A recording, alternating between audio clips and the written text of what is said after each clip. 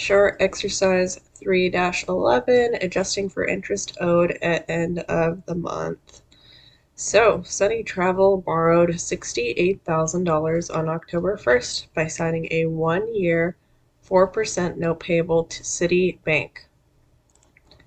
Calculate the amount of interest expense to accrue at December 31st, round to the nearest dollar. So the way notes payable work is you do not pay the interest until the note matures. And when will this note mature? 1 year from October 1st. However, now it's the end of the year and we need to show, because we're going to do our financial statements, we need to show how much interest we owe. So then we calculate the amount of interest to accrue from the October 1st date to December 31st. And the second requirement, we're going to record the adjusting entry to accrue interest expense at December 31st, and then we're going to post it to the T accounts here at the end. So remember, to accrue just means something is accumulated but not yet paid. And the thing that's accumulated here is interest expense. So first here in requirement 1, we're going to need that interest expense to accrue.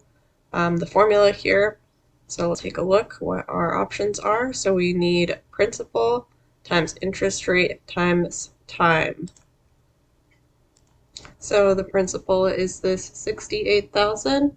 In other words, the principal is either the loan amount, or in this case, it's the note amount, which is basically a loan. So we're going to enter 68,000 first for our principal.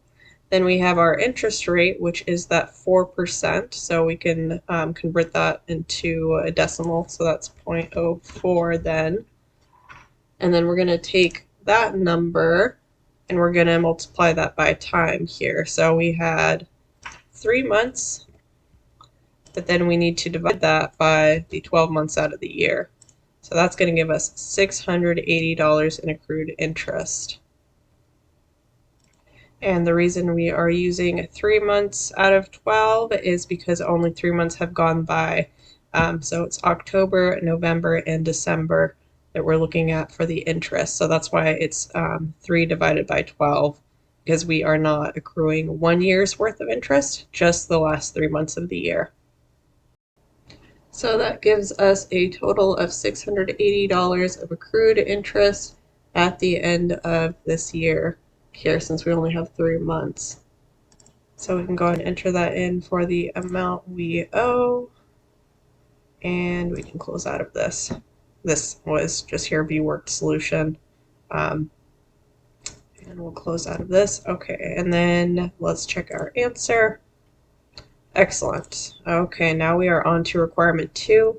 Record the adjusting entry to accrue interest expense at December 31st. Record debits first, then credits. Select the explanation on the last line of the journal entry table. So in other words, how much interest do we owe? And so we're going to copy it and paste the 680 for a debit and a credit here into our adjusting entry. So what's happening here is that whenever we owe interest, we have accrued interest. So that's interest expense, which is increased. And how do expenses go up? They go up with a debit. And since we owe interest, the other account is interest payable down below. And do we owe more or less? We owe more, and interest payable increases on the right side of the credit because it is a liability.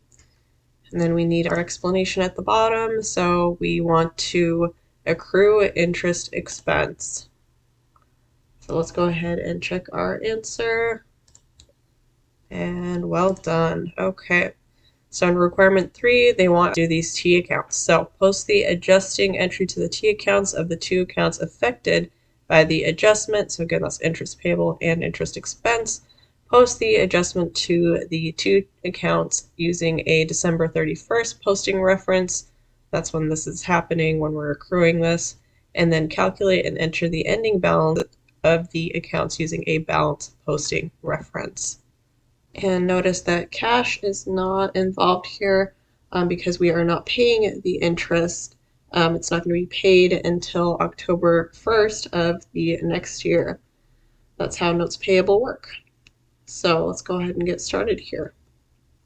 So again, the way this works is we take what we put in the journal and post it down to these T accounts. So we're going to go back up here. It looks like interest expense on December 31st was debited for $680. So we're going to go ahead and do the same for this interest expense table here for $680. And we're debiting that here for interest expense. And since we don't have any other journal entries, we can go ahead and input the balance here at the end for $680. Now we're going to do the same thing with interest payable. We're going to post from this journal. Again, we credited $680 to interest payable. So that's going to be on the right-hand side again.